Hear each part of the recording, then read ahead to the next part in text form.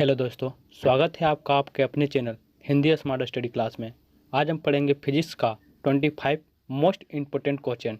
तो चलिए वीडियो को स्टार्ट करते हैं। आज का हमारा पहला क्वेश्चन है, प्रकाश की किरण गमन करती है। प्रकाश की किरण गमन करती है ए सीधी रेखा में, बी टेढ़ी रेखा में, सी किसी भी दिशा में, या डी इनमें से कोई नहीं। तो प्रकाश की किरण हमेशा सीधी रेखा में गमन करती है। इस क्वेश्चन का राइट आंसर है ए सीधी रेखा में। हमारा सेकंड क्वेश्चन है, प्रकाश का वेग न्यूनतम होता है। प्रकाश का वेग न्यूनतम होता है ए निर्वात में, बी जल में, सी वायु में, या डी कांच में। तो प्रकाश का वेग न्यूनतम होता है डी कांच में। हमारा तीसरा क्वेश्चन है, मोटर गाड़ी के चालक के सामने लगा रहता है। मोटर गाड़ी के चालक के सामने लगा रहता है कौन सा दर्पण? समतल दर्पण, उत्तल दर्पण, अवतल दर्पण, या उत्तल लेंस। तो मोटर गाड़ी के चालक के सामने लगा रहता है उत्तल दर्पण। हमारा इस क्वेश्चन का राइट आंसर है बी उत्तल दर्पण। हमारा चौथा क्वेश्चन है, मोटर कार के हेडलाइट में किसका उपयोग होता है? मोटर गाड़ी के हेडलाइट में किसका उपयोग होता है?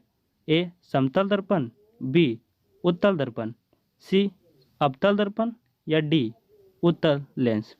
तो मोटर गाड़ी के हेडलाइट में हमेशा अवतल दर्पण का उपयोग होता है।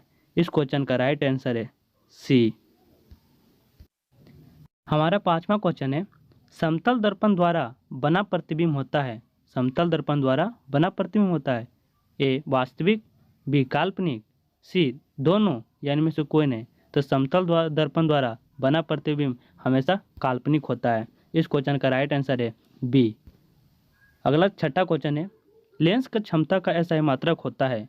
लेंस की क्षमता का ऐसा मात्रक होता है डायोप्टर, ल्यूमेंट, लक्स, या गस्ट्रम। तो इस क्वेश्चन का राइट आंसर है ए।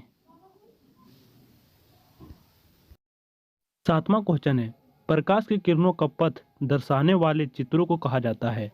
प्रकाश की किरणों का पथ दर्शाने वाले चित्रों को कहा जाता है ए किरण आरेख, बी फोकस, सी किरण पुंज, या डी इनमें सभी। तो इस क्वेश्चन का राइट आंसर है ए किरण आरेख। हमारा आठवां क्वेश्चन है, दो डायोप्टर क्षमता वाले लेंस का फोकसांतर होता है। दो डायोप्टर वाले क्षमता वाले लेंस का फोकसांतर होता है ए 20 सेंटीमीटर, बी 30 सेंटीमीटर, सी 40 सेंटीमीटर, या डी 50 सेंटीमीटर।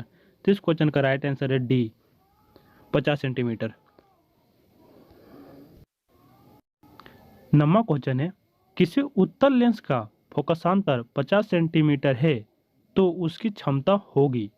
किसी उत्तल लेंस का फोकसांतर 50 सेंटीमीटर होता है तो उसकी क्षमता होती है ए +5 डायोप्टर, बी -5 डायोप्टर, सी -2 डायोप्टर, या +2 डायोप्टर। तो इस क्वेश्चन का राइट आंसर है डी +2 डायोप्टर। हमारा 10वां क्वेश्चन है, प्रकाश के किरणों के समूह को क्या कहते हैं? प्रकाश के किरणों के समूह को कहते हैं ए प्रकाश स्रोत, बी किरण पुंज, या सी प्रदीप, या डी प्रकिरण। तो इस क्वेश्चन का राइट आंसर है बी किरण पुंज। हमारा 11वां क्वेश्चन है, उत्तल लेंस की क्षमता होती है। उत्तल लेंस की क्षमता होती है ए ऋणात्मक, बी धनात्मक, सी ए और दो बी दोनों, या इनमें से कोई नहीं। तो इस क्वेश्चन का राइट आंसर है बी धनात्मक। उत्तल लेंस की क्षमता हमेशा धनात्मक होती है। हमारा 12वां क्वेश्चन है, अवतल लेंस की क्षमता होती है। अवतल लेंस की क्षमता क्या होती है?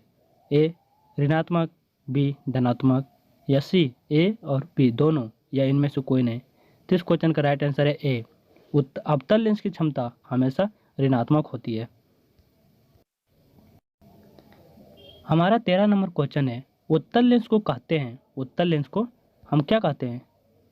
अभिसारी लेंस, द्वि उत्तल लेंस, या अपसारी लेंस, या इनमें से कोई नहीं। तो इस क्वेश्चन का राइट आंसर है उत्तल लेंस को हमेशा अभिसारी लेंस कहते हैं। इसका राइट आंसर है ए। हमारा 14वां क्वेश्चन है, अवतल लेंस को क्या कहते हैं? अवतल लेंस को क्या कहते हैं? अभिसारी लेंस या द्वि अवतल लेंस या अपसारी लेंस या इनमें से कोई नहीं। तो अवतल लेंस को अपसारी लेंस कहते हैं। इसका राइट आंसर है सी।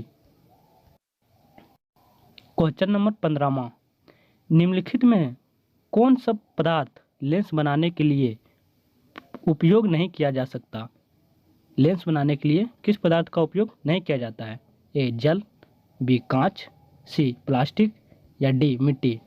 तो इस क्वेश्चन का राइट आंसर है डी, मिट्टी का लेंस बनाने में उपयोग नहीं किया जाता। हमारा 16वां क्वेश्चन है,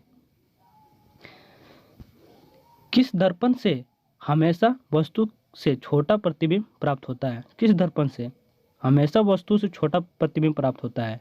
ए समतल दर्पण, बी उत्तल दर्पण, सी अवतल दर्पण या कोई नहीं। तो हमेशा छोटा प्रतिबिंब उत्तल दर्पण से हमें प्राप्त होता है। इस क्वेश्चन का राइट आंसर है बी।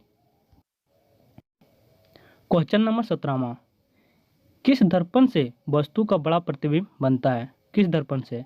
समतल दर्पण, अवतल दर्पण या उत्तल दर्पण या इनमें से कोई नहीं। तो बड़ा प्रतिबिंब हमेशा अवतल दर्पण से बनता है। इस क्वेश्चन का राइट आंसर है बी। प्रकाश के परावर्तन के कितने नियम हैं? प्रकाश के परावर्तन के कितने नियम हैं? 1, 2, 3 या 4। तो इस क्वेश्चन का राइट आंसर है बी 2। प्रकाश के परावर्तन के 2 नियम हैं। क्वेश्चन नंबर 19वां, जब प्रकाश की किरण हवा से कांच में प्रवेश करती है तो वह मुड़ जाती है, किस ओर मुड़ती है? जब प्रकाश की किरण हवा से कांच में प्रवेश करता है तो मुड़ जाती है। ए अभिलंब से दूर या अभिलंब के निकट या अभिलंब से समांतर या इनमें से कोई नहीं। तो जब प्रकाश हवा से कांच में प्रवेश करता है तो अभिलंब के निकट वो मुड़ जाती है। इस क्वेश्चन का राइट आंसर है बी। क्वेश्चन नंबर 20वां, फोटोग्राफी कैमरा का अभिदर्शक होता है। फोटोग्राफी कैमरा का अभिदर्शक होता है।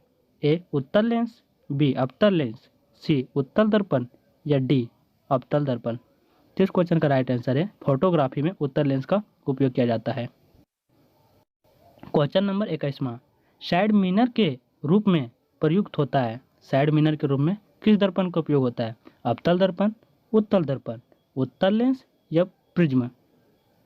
तो इस क्वेश्चन का राइट आंसर है साइड मिरर के रूप में उत्तल दर्पण का उपयोग किया जाता है। इस क्वेश्चन का राइट आंसर है बी उत्तल दर्पण। हमारा क्वेश्चन नंबर 22वां, एक अवतल दर्पण की फोकस दूरी 10 सेंटीमीटर है तो उसका वक्रता त्रिज्या होगी 10 सेंटीमीटर, 20 सेंटीमीटर या 5 सेंटीमीटर या 40 सेंटीमीटर। तो उसकी जब दूरी 10 सेंटीमीटर है तो उसका वक्रता त्रिज्या हमेशा उसके दुगनी होती है। तो इस क्वेश्चन का राइट आंसर है बी 20 सेंटीमीटर। क्वेश्चन नंबर 23वां, निर्गत किरण एवं अभिलंब के बीच के कोण को कहते हैं। निर्गत किरण एवं अभिलंब के बीच के कोण को कहते हैं।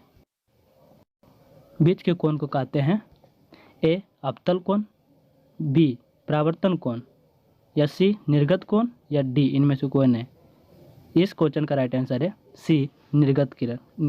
हमारा 24वां क्वेश्चन है, सरल सूक्ष्मदर्शी में किसका उपयोग होता है? सरल सूक्ष्मदर्शी में किसका उपयोग होता है? ए अवतल दर्पण, बी उत्तल दर्पण, सी अवतल लेंस या डी उत्तल लेंस। तो इस क्वेश्चन का राइट आंसर है डी उत्तल लेंस।